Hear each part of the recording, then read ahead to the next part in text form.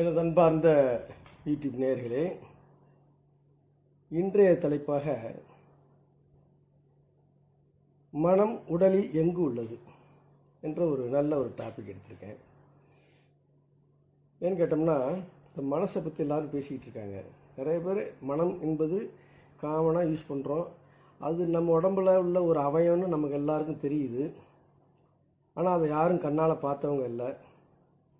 கை கால் கூட கண்ணால் பார்க்கவும் முடியல, அது எங்கே இருக்குன்னு உணரவும் முடியல.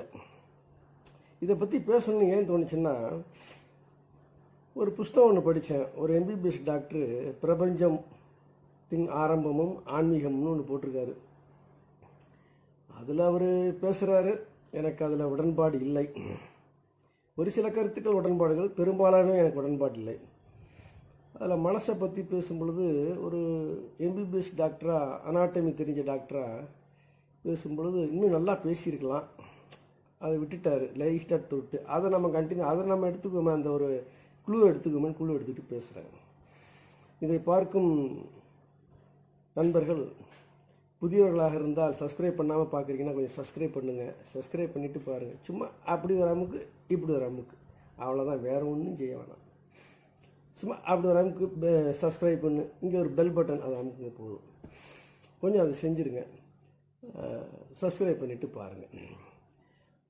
இப்போ வீடியோக்களை தொடர்ந்து போவோம். மனம், மைண்டுன்னு இங்கிலீஷில் சொல்கிறோம். மனம் எங்கே இருக்கிறது என்று லொக்கேட் பண்ணுறதுக்கு முன்னாடி மனம்னா என்னன்னு தெரிஞ்சுக்கணும்ல. அது இது மாதிரி கையா, காலா, தலையா, உதடா தெரிஞ்சுக்கணும்ல. வாட் இஸ் மைண்ட் அப்படின்னா, mind is nothing but the flow of thoughts. மைண்டுங்கிறது என்ன சொல்கிறோம்? எண்ணங்கள். இப்போ ஒரு மிருகம் இருக்குது, ஒரு பசு, ஒரு நாய், ஒரு காக்கா, குருவி இதெல்லாம் இருக்குது. அவைகளுக்கெல்லாம் தான் இருக்கிறது தெரியுது. நம்ம ஒரு பறவை, இந்த எதிரி வர்றான், நம்ம தப்பிச்சு பறந்துடணும் அப்படின்னு தெரியுது. பசுமாடு, இதோ பால் கறக்க வந்துட்டார், இவர் நம்ம ஓனரு, இவர் நம்மளுடைய எஜமா அப்படின்னு தெரியுது நாய்க்கு. அந்த அளவுக்கு தெரியுது. பட் ஆனால் சிந்திக்க தெரியவதில்லை. ஞாபக சக்தியும் கம்மி மனிதனை விட. கொஞ்ச நாள் ஞாபகம் வச்சுருக்கு. பசுலாம் போய் புதுசாக ஒரு வீட்டிலேருந்து பசு மாட்டை வாங்கிட்டு வந்தோம்னா ஒரு 10 நாளைக்கு தண்ணி குடிக்காது, வைக்க திங்காது. அந்த பழைய வீட்டு ஞாபகத்திலே இருக்கும். ஒரு 10 நாள் ஆனால் சரியாயிடும். Homesick. இப்போ ஞாபகங்கள் அவைகளுக்கும் இருக்கிறது. ஆனால் மனிதனை போன்ற ஒரு நீண்ட ஞாபகங்கள் இல்லை. நமக்கும் பெரிய நீண்ட ஞாபகம் சொல்ல முடியாது. அப்போது மனம் என்பது என்னென்னா, எண்ணங்களின் ஓட்டம். எண்ணங்கள் நின்று போயிட்டால் தான் ஒன்றுமே இல்லையே. எண்ணங்கள் அப்படியே ஃப்ளோ ஆகிட்டு இருக்கு. ஒவ்வொரு எண்ணமாக தோணுது. நம்ம மனசு எப்பயாச்சும், நீங்கள் எப்பயாவது சும்மா எதையுமே திங்க் பண்ணாமல் சும்மா இருந்திருக்கீங்களா? லைஃப்பில் தூங்கும்போது, ஆழ்ந்து தூங்கும்போது, கனவுகளற்று தூங்கும்போது சும்மா இருப்பீங்க. மற்ற நேரங்கள்லாம் ஏதாவது ஒரு எண்ணங்கள் உள்ளேருந்து வந்துக்கிட்டே இருக்கு. இப்போ இந்த மனம்ங்கிறது எங்கே இருக்குது? மனம்ங்கிற எண்ணங்கள் தான் புரிஞ்சுக்கிட்டோம். எண்ணங்களின் ஓட்டம்ங்கிறத புரிஞ்சுக்கிட்டோம். வெறும் எண்ணங்களின் ஓட்டம். அது தனியாக ஒரு உறுப்பாக, ஜடமாக, பொருளாக, பருப்பொருளாக இல்லை. அது ஒரு சக்தி, இயக்கம். ஒரு இயக்கமாக தான் இருக்குது. அந்த இயக்கம் நின்று விட்டால் அந்த ஆற்றல் இல்லை, மனம் என்ற ஆற்றல் இல்லை. அப்போ மனம் நோ மோர் மைண்ட், மனமற்ற நிலை. இந்த மனமற்ற நிலைக்கு போக முடியுமான்னா போகலாம். எந்த மனம்? இந்த மனித மனம். இந்த நான் இப்போ நான் குணாளன்னு நினச்சிக்கிட்டு இருக்கேனே, அந்த மனம். இப்போ நீங்கள் உங்களை பாஸ்கரோ அல்லது கமலாவோ நிர்மலாவோ அப்படின்னு நினச்சிக்கிட்டு இருக்கலாம். அந்த மனம் ஓட்டம், இயக்கம் நின்று விட்டது என்றால், நிர்மலா இல்லை, கமலா இல்லை, குணாலம் இல்லை, பாஸ்கர் இல்லை, ரவி இல்லை, அவங்க தான் இல்லை. ஆனால் ஒன்றுமே இல்லாமல் சூன்யமாக போயிடுமான்னா இல்லை. அப்பொழுதும் ஒன்று இருந்து கொண்டிருக்கிறது என்பது உணர்வீர்கள். இதுக்கு பேர் தாங்க முக்தி. அதனால் இப்போ முக்திகளை போக வேண்டாம், அது வேறு சப்ஜெக்ட். மனம் எங்கே இருக்குன்னு பார்ப்போம். மனம்ங்கிறது என்னென்னா எண்ணங்கள்னு சொல்லிட்டேன். இப்போ இந்த உடலை ஆன்மீகவாதிகள் சொல்கிறாங்க, தத்துவ ஞானிகள் சொல்கிறாங்க, இந்த மனம்தான் இந்த உடலாக பரிணமித்திருக்கிறது. ரமணர் சொல்லுவார், மனதின் வெளிப்பாடு தான் இந்த உடல். மனமே உடலாக தோன்றுகிறது, காட்சியளிக்கிறதுன்னு. அரவிந்தர் என்ன சொல்வார், மனதின் வெளிப்பாடு, மனதின் வெளிப்பாடு தான் இந்த உடல் அப்படின்னு சொல்லுவாங்க. யோகானந்த பரமஹம்சர், மேமலை பாபாஜி இருக்கார்ல, ரஜினிகாந்த் கண்டுபிடிச்ச பாபாஜி, அவருடைய சிஷ்யர், அவரும் மனம்தான் உடலாக பரிணமித்திருக்கிறது என்று சொல்வார்கள். இது எப்படின்னு பார்த்தீங்கன்னா, இது ஓரளவுக்கு உண்மை இல்லை, இது உண்மைதான். இது எப்படி உணர்றதுன்னா, இப்போது நீங்கள் இருக்கீங்கன்னு உங்களுக்கு தெரியுது. உங்களுடைய கையில் இப்போ இப்படி தொடுறேன், அல்லது ஏதாச்சும் ஒரு இப்படி கிச்சு மூட்டுறேன், அல்லது ஒரு சின்ன ஊதுபத்தி அப்படி சுடுறேன். சுட்டவுடன் சுடுது, எப்படி தெரிஞ்சுக்கிறீங்க? சுட்டவுடன் பயாலஜி டாக்டர்ஸை கேட்டோம்னா என்ன சொல்லுவாங்க, நியூரோ ஸ்பெஷலிஸ்ட்டை கேட்டான்னு சொல்லுவாங்க, சுட்ட இடத்துல நர்வஸ் இருக்குது, சென்சிட்டிவ் நர்வ்ஸ் இருக்குது. அந்த சென்சிட்டிவ் நர்வ்ஸு சுடுகிறது என்ற செய்தியை அப்படியே கடத்தி கொண்டு போய் மூளை கொண்டு போகுது. மூளை பார்த்தோம், ஓ நெருப்பு சுடுகிறது என்று உணர்ந்து சட்டுன்னு கை எடுன்னு அங்கேருந்து மோட்டார் நர்வஸுக்கு கட்டளை போடுது, கை எடுத்துரு நெருப்புலேருந்து அப்படின்னு போடுது. உடனே கையை வாகான்னு இழுக்கிறோம். அப்படிங்கிறது பயாலாஜிக்கல் மெக்கானிசம். இதை சொல்கிறாங்க. நம்ம அதுக்கு தாண்டி இன்னும் போவோம். சயின்ஸ் அதோட நின்னோட பயாலாஜிக்கல் மெக்கானிசம், மூளை தான் கட்டளை எடுத்து அதோட நிறுத்திடுவாங்க. நம்ம அதை தாண்டி இன்னும் கொஞ்சம் உள்ளே போவோம், கொஞ்சம் உள்ளே போவோம். இப்போ சுட்ட உடனே நீங்கள் என்ன நினைக்கிறீங்க, நான் சுட்டுக்கிட்டேன் அப்படின்னு சொன்னால், இதை உணர்வது மூளையில் ஏதோ ஒரு பார்ட். அது நியூரோ சர்ஜனை கேட்டால் சொல்லுவேன், இந்த மாதிரி ஹீட்டு இதெல்லாம் உணர்றது மூளையில் எந்த பாயிண்ட் இருக்குன்னு. அது எந்த பாயிண்ட்டாக இருந்தால் நமக்கு என்ன, மூளை உணர்கிறது. அப்போ மூளையாக உணருது சொல்லுங்கள். நான் உணர்கிறேன் சுட்டு கொண்டு விட்டேன் என்று, இல்லைங்களா? மூளைக்கு உடம்புல உள்ள அத்தனை வலியும் அத்தனை உணர்வுகளையும் அது உணரும். ஆனால் மூளை தனக்கு வலிக்கிறத உணராது. அதுக்கு ஏதாச்சும் மூளைக்கு ஒரு குத்துங்க, அதுக்கு வலி தெரியாது. தலைவலி அப்படின்னு சொல்கிறோமே அப்படின்னா, தலைவலின்னா மூளைக்கு வலிக்கலை, மூளைக்கு வெளில இருக்கிற இந்த கபாலம், அங்கே போகிற ரத்த குழாய்கள், தசைகள், இதுதான் வலி, தான் தலைவலி. மூளைக்கு வலியே கிடையாது, வலி தெரியாது அதுக்கு. மற்ற அவயங்கள் வலியை உணரும். இது எந்த டாக்டர்கிட்ட வேணாலும் கேளுங்க, சொல்லுவாங்க. அப்போது ஐயோ சுட்டுக்கிட்டேன் அப்படின்னு சொல்லும்போது, என் கை சுட்டுக்குச்சு அப்படின்னு சொல்கிறீங்களா? என் கை சுட்டுக்குச்சு, என் கையில் யாரோ என் கையில் யாரோ சுட்டார்கள். ஆனால் இந்த சூட்டை உணர்வு இந்த கையல்ல, நான். அப்போது நான்கிறது என்ன? நான் இருக்கேன், மனம், எண்ணங்கள் ஓடிக்கிட்டு இருக்கு. என் மனசுக்குள்ளேருந்து எண்ணங்கள் உண்டாகிட்டே இருக்குது. அந்த எண்ணங்கள் எப்படி உண்டாகுது? முதல்ல நான்கிற எண்ணத்துலேருந்து தான் அடுத்த, நான் தான் பேசிக் எண்ணம். அந்த எண்ணத்துலேருந்து தான் அடுத்த எண்ணங்கள். நான் நாளைக்கு சினிமாவுக்கு போகணும், நான் நாளைக்கு அவரை போய் பார்க்கணும், நான் நேற்று அங்கு இருந்தேன், நான் இப்பொழுது இதை செய்து கொண்டிருக்கிறேன், நாளைக்கு நான் ஒரு வீடு வாங்க வேண்டும், அந்த வீடு இப்படி இருக்க வேண்டும். இப்படிலாம் சொல்லும்போது பேசிக் யாருக்கு அந்த எண்ணம் தோணுது? எனக்கு தோணுது. நான் என்கிற எண்ணம் தான் பேசிக். முதல்ல நான் என்கிற எண்ணம் பேசிக், அதுதான் திரை. அந்த திரை மேலே தான் பல சித்திரங்கள் ஓடுது. இந்த நான்கிறது தான் பேசிக்கு தான் இருக்கிற ஒரு எண்ணம். இந்த எண்ணத்திலிருந்து கிளைத்து எழுப்புவது தான் மற்ற எண்ணங்கள். அது உங்களுக்கு தெரியும். அப்போது நான் சுட்டுக்கிட்டேன், என்ன யாரோ சுட்டுட்டாங்க. எங்கே சுட்டாங்க? கையில் சுட்டாங்க. அப்போ இந்த சூடு கைக்குன்னா கை என்ன சொல்லணும்? என்னை யாரோ சுட்டு விட்டார்கள் கையா சொல்லுது. என்னை சுட்டு விட்டாலும் நான் சொல்கிறேன், ஐயோ எரியுது கையா எரியுது கை எரியுது கையா சொல்லுது. நான் சொல்கிறேன் எரியுது கை எரியுது, என்ற கை இந்த சுட்ட இடத்துல எரியுது என்று உணர்பவன் நான், இந்த கையல்ல. உண்மை ஏன்னு கேட்டிங்கன்னா, இந்த கையிலேருந்து அந்த உணர்வு, சூட்டு எரிச்சல் உணர்வு மூளைக்கு போகுது, மூளையில் இருந்து எனக்கு என் மனசுக்கு வருது, மனசில் நான் எரியுதுன்னு உணர்றேன். இப்போ இந்த இடத்துலேருந்து போகிற நர்வஸுக்கு இங்கே ஒரு நர்வஸை கட் பண்ணிட்டோம்னா எனக்கு சுட்டு எவ்வளோ தான் சுட்டுக்கிட்டே இருந்தாலும் எனக்கு தெரியாது. அப்போ அதனால தான் ஆப்ரேஷன்லாம் பார்த்தா ஸ்பைனல் கார்டில் ஊசியை போட்டாங்கன்னா அதுலேருந்து இடுப்புக்கு கீழேருந்து வலியை உணர்கிற சென்சிட்டிவ் நர்வ்ஸு அந்த வலியை கடத்தாது, மூளை கடத்தாது. அதனால் நமக்கு வலி தெரியாது, கீழே என்ன வேணாலும் கிழிச்சு போடலாம், ஆப்ரேஷன் பண்ணலாம். ஸோ அப்போ என்ன தெரியுதுன்னா, சுடுவதும் எரிவதும் இங்கு அல்ல, அந்த எரிச்சல் உணர்வு, அந்த அனுபவம் இங்கு அப்படின்னு சொல்கிறோம். பயாலாஜிக்கலாக நியூரோ சர்ஜன் அதான் சொல்லுவாங்க. ஆனால் மூளைக்கா எரியுது?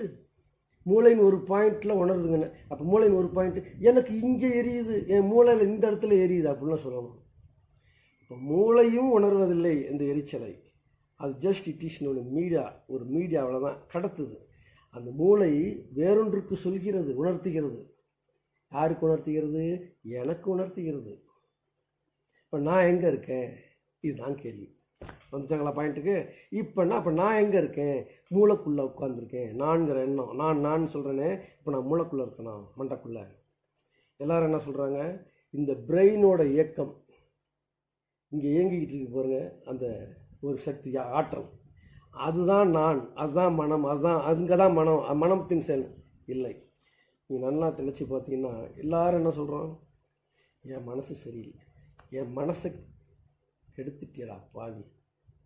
பற்றி சொல்கிறா ஆம்பளை பார்த்து, என் மனசை கெடுத்துட்டு போயிட்டியடா, இந்த மனசில் ஒன்று தூக்கி விட்டேற முடியலையே, என் மனசுக்குள்ளே போதுதான் எல்லோரும் இங்கே தான் காட்டுறோம். சரி, எல்லோரும் காட்டுறது வழக்கம்யா, அந்த காலத்துலேருந்து வழக்கமாயிடுச்சு.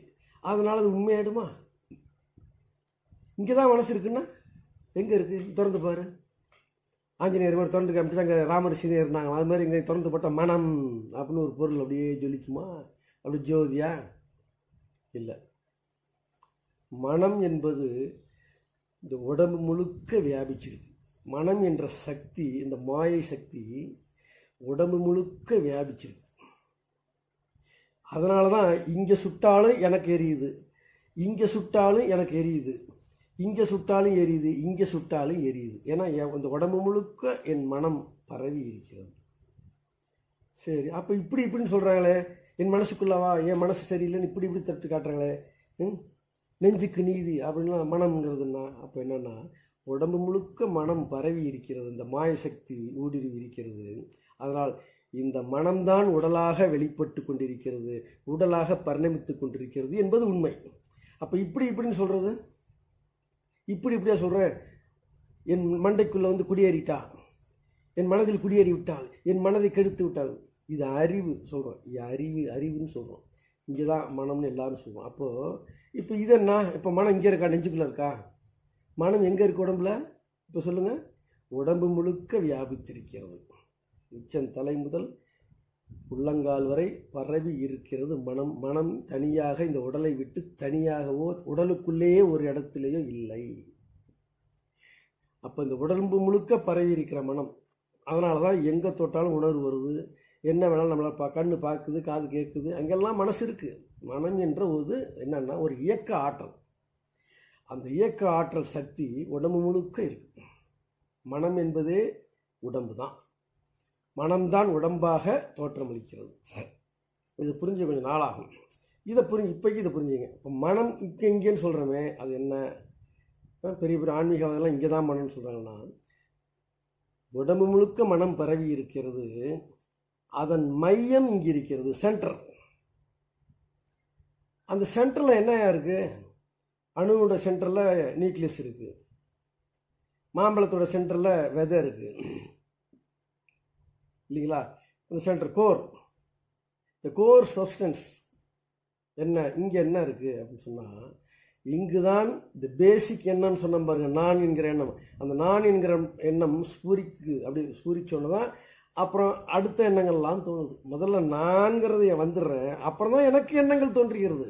நானே இல்லை என்றால் எனக்கு எண்ணங்கள் இல்லை. இது பாலப்பாடம், எல்லாருக்கும் தெரிந்தது.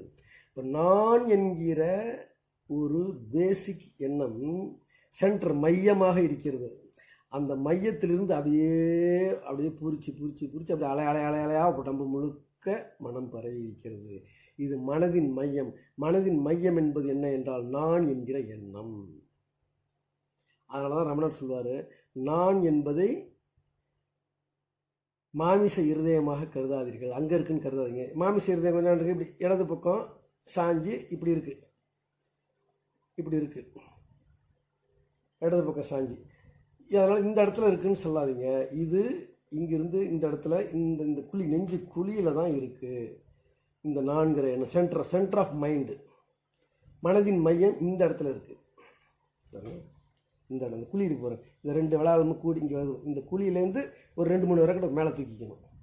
இந்த ஸ்டெர்னம் போன்னு சொல்கிறோம்ல, ஸ்டெர்னம் போனுக்கும் ஸ்டெர்னம் போர்ஷன் இங்கே நல்லா ஃபுல்லாக அப்படி வந்துடும். இந்த நடு இல்லை, ஸ்டெர்னம் போர்ஷன் இந்த ஒரு இன்ச்சு 2 இன்ச்சு அது நீங்களே உணர்வீங்க ப்ராக்டிஸில் பண்ணும்போது. இந்த இடத்துல அந்த இடத்துல நீங்கள் கவனம் செலுத்துங்க. இந்த நான் என்கிற எண்ணம் எங்கிருந்து எழுகிறது அப்படிங்கும்போது மற்ற எண்ணத்தெல்லாம் கட் பண்ணுங்க. எந்த எண்ணம் தோணாலும் வேண்டாம் வேண்டாம் வேண்டாம், நேதி நேதி வேண்டாம் வேண்டாம் வேண்டாம்னு கழிட்டு அதை கட் பண்ணிவிட்டு வெறும் நான்கிறது மட்டுமே நினச்சிக்கிட்டே இருங்க. அந்த எண்ணத்தையே கவனிங்க. அந்த நான் என்கிற ஒரு ஓலம், ஒரு அலறல், அந்த சத்தம், காது கேளா ஒலி, நான் நான் நான் நான் நான் நான் நான் அது அப்படியே போனால் ஓம் ஓம் ஓம் ஓம் ஓம் ஓம் அப்படி வரும். ஓம் ஓம் ஓம்னு பிரணவம். ஓம் ஓம் நான் நான் நான் நான் அந்த நான் இங்கே அப்படியே நீங்கள் சென்டர் பண்ணிங்கன்னா நான் நான் நான் நான் நான் நான் நான் இருந்து பூரிப்பது, அப்படி பூரிச்சு கொண்டு இருப்பது தெரியும். அந்த பூரிச்சுக்கிட்டு நீங்கள் ஆழ்ந்து போனீங்கன்னா உங்களுக்கு ஓம் என்ற ஒளியாக அப்படியே உங்களுக்கு உணர்வு. காதில் வந்து ஓம் ஓம்காது, ஓம் ஓம் ஓம் ஓம்னு இருக்காது. மனசுக்குள்ள அந்த ஓம் ஓம் ஓம் நான் நான் நான் நான் நாம் நாம் நான் அப்படியே சொல்லிக்கிட்டு இருங்க, ஓம் ஆகிடும். நான் நான் நான் நான் நான் நான் வந்து ஆரம்பம் பாட்டில் சரணம் மாதிரி நான் அது பல்லவி மாதிரி வரும். அப்படின்னு பார்த்தீங்கன்னா ஓம். அப்போ முருகன் கேட்டாராம் பிரணவத்தின் பொருள் யாதுன்னு பிரம்மாவுக்கு தெரியலையாம் பிரணவத்தின் பொருள். அப்புறம் சிவனை கேட்டாரான், அப்பா பிரம்மாவுக்கே தெரியலையா என்னன்னு கேட்குறிய அர்த்தம், உனக்கு மேலே தெரியுமான்னு. எனக்கு தெரியுமான்னு. அப்படி எங்கே சொல்லு, உனக்கு தெரியலையாப்பா, அப்போ உட்காந்து கேளு கீழே, மண்டி போடு கீழே அப்படின்னாராம் சாமி மேலே. அப்போ பிரணவத்தை அவர் இப்படி வந்து கேட்குறாரு, பிரணவத்தின் அர்த்தத்தை, ஒளியை, அதனுடைய பொருளை தகுதியுள்ளவருக்கு சொல்லணும்னு. ஒன்றும் பெருசு இல்லை. அது அந்த காலத்தில் பாப்பாரங்கள்லாம் சேர்ந்து ஒன்றும் சொல்லி கொடுக்கூடாது சொல்லிவிட்டு அழுத்திக்கிட்டு மறைச்சிக்கிட்டு இருந்தாங்க. வேதம் எங்களுக்கு மட்டும்தான் சொந்தம், உபநிடதம் எங்களுக்கு மட்டும்தான் சொந்தம், பிரணவ மந்திரத்தை பொருளை வேறு யாருக்கும் சொல்லக்கூடாது, அது எவனுக்கும் தகுதி இல்லாதன்னு சொல்ல. ஒன்றும் இல்லை, ஓதுறத ஓதி வை, பிடிச்சிக்கிறான். ஆனால் அவன் எல்லாத்தையும் கெட்டியாக வச்சுக்கிட்டு அதெல்லாம் எனக்கு மட்டும்தான் சொந்தம்னு அதை வச்சுக்கிட்டு மன்னர்களை அரசாண்டார்கள். மன்னருக்கு மன்னர்களாக பேக்ரவுண்டில் இருந்துக்கிட்டு அவங்களை ஏற்றுனாங்க. அந்த பார்ப்பனர்கள் செய்த சதி தான் எதையும் சொல்லக்கூடாது. ஒன்றும் ரகசியம் கிடையாது. பிரணவ மந்திரத்தின் பொருள் என்னென்றால் நான் என்ற உணர்வு தான் பிரணவத்தின் ஓமின் பொருள். அவ்வளோதான், வேற ஒன்றும் இல்லைங்க. எங்கே ஆரம்பித்தோம்? மனசில் ஆரம்பித்தோமா? இப்போ மனசு எங்கே இருக்குது? உடம்புல. உடம்பெங்கும் இருக்கிறது. மனதின் மையம் எங்கே இருக்குது? இந்த இடத்துல இருக்கிறது. அது என்னவாக இருக்கிறது? நான் என்ற ஒளியாக இருக்கிறது, உணர்வாக இருக்கிறது. அது எப்படி இருக்குது? ஓம் என்ற சத்தத்தின் உள்ளர்த்தமாக இருக்கிறது. பிரணவத்தின் பொருள் நான். அவ்வளோதாங்க. பிடிச்சிங்களா? சரி, இது பிடிச்சிருந்தால் லைக் பண்ணுங்கள், கமெண்ட் பண்ணுங்கள், கொஞ்சம் சப்ஸ்கிரைப் பண்ணுங்கள், பெல் பட்டன் நமக்கு. நன்றி, வணக்கம்.